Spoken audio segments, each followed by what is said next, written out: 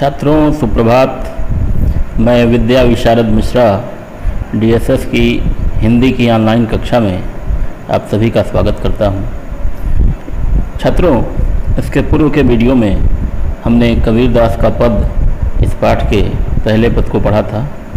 आज हम दूसरे और आखिरी पद को पढ़ेंगे। तो आइए शुरू करते हैं। कबीरदास जी कहते हैं कि संतो देखत जग बौराना, हे सज्जनों, हे साधुओं, हे संतों, देखो तो यह संसार पागल हो गया है। क्यों पागल हो गया है? इसलिए कि साच कहो तो मारन धावे, झूठे जग पतियाना। अगर मैं ईश्वर को प्राप्त करने के सच्चे मार्ग को इन्हें बताता हूँ तो वो मुझे मारने दौड़ पड़ते हैं, और अगर झूठ उनसे बोलता हूँ तो वो मेरी बात का विश्वास करते हैं। पतियाना यानी विश्वास करना।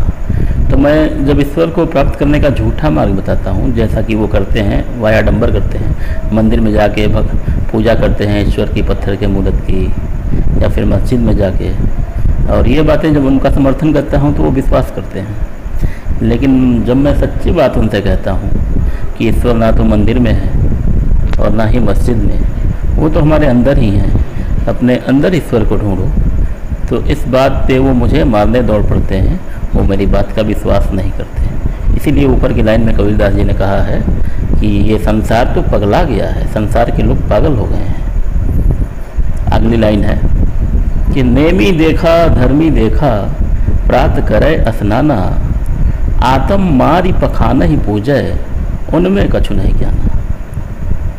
इस पंक्ति में कबीरदास जी कहते हैं कि मैंने नियम का पालन करने वालों को देखा है, जिनका जीवन बहुत ही नियमित ढंग से कटता है, हर काम के लिए एक नियम बना रखा है, एक समय निर्धारित कर रखा है। ऐसे मनुष्यों को मैंने देखा है, और धर्म का आचरण करने वाले लोगों को भी देखा है, जो धर्म का पालन करते हैं। और ऐसे लोग करते क्या हैं कि सुबह सुबह उठ करके नहा लेते हैं, स्नान कर लेते हैं, और फिर क्या करते हैं, पत्थरों की पूजा करते हैं। आत्म मारी यानी अपने अंदर ईश्वर को न ढूंढ करके वो क्या करते हैं, पत्थरों में ईश्वर ढूंढते हैं, ईश्वर खोजते हैं और पत्थरों की पूजा करते हैं। इसलिए ऐसा वो करते हैं कि उनमें कुछ ज्ञान नहीं है, उन्हें पता नहीं है कि ईश्वर वास्तविक रूप में है कहाँ।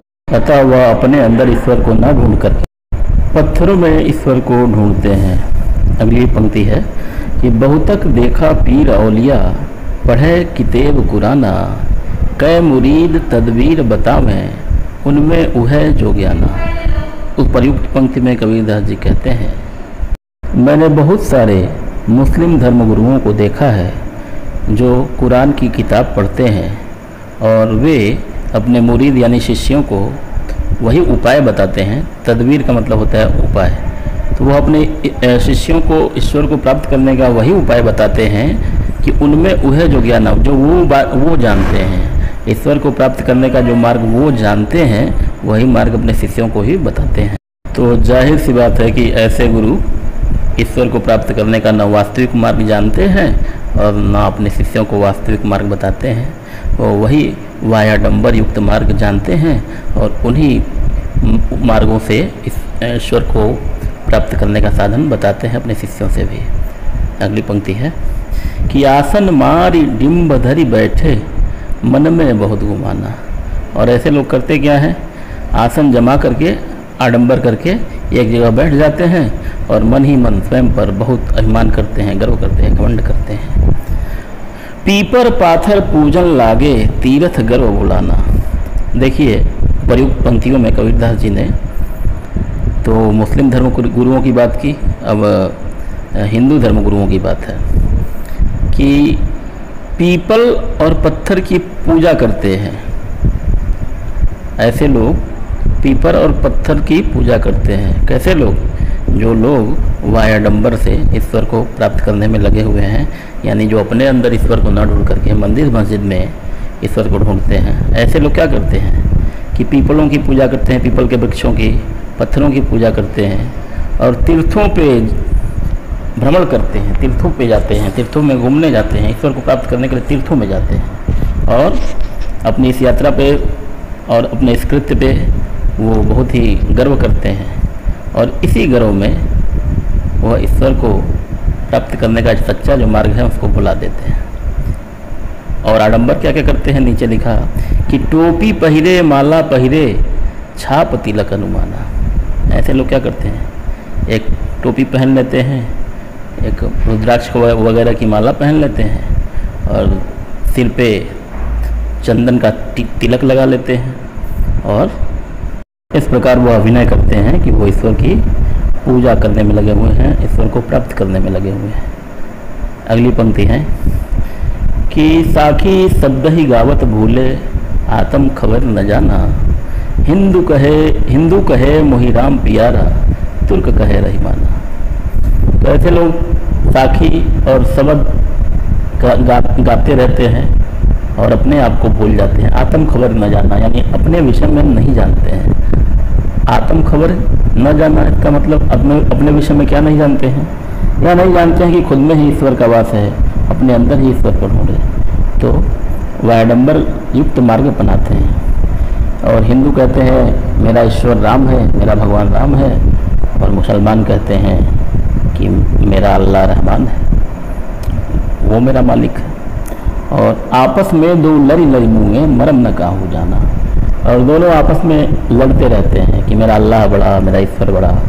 और कबीरदास कहते हैं कि हालांकि वास्तविक बात यह है कि ईश्वर का जो बताया हुआ मार्ग है, वास्तव में उस मार्ग पे ये दोनों ही नहीं चल रहे हैं। घर घर मंत्र देत फिरत हैं महिमा के अभिमाना। और ऐसे लोग अपने गौरव, अपने बड़ाई के अभिमान में लोगों को घर घर मंत्र देते फिरते हैं। और गुरु के सहित सिक्खे सब बूढ़े अंतकाल पछताना।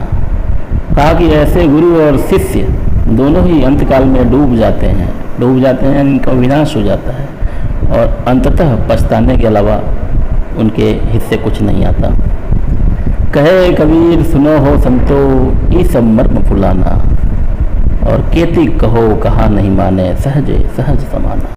कबीरदास जी कहते हैं कि मैं ऐसे व्यक्तियों से कितना भी कहता हूँ कि हे संतो, हे सज्जनों, इस आडंबर युक्त मार्ग का त्याग कर दो, इसे भुला दो। लेकिन मैं कितना भी कहता हूँ, केतिक कहो, कितना भी कहता हूँ, वो मेरा कहा नहीं मानते।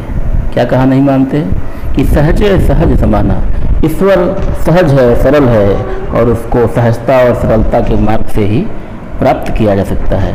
लेकिन जब मैं यह बात लोगों से कहता हूँ तो कोई भी मेरी बात का विश्वास नहीं करता। तो छात्रों, ये था कबीरदास के पद का दूसरा पद जिसे हमने आज पढ़ा। आशा है आपको समझ में आया होगा। मिलेंगे नेक्स्ट वीडियो में। धन्यवाद।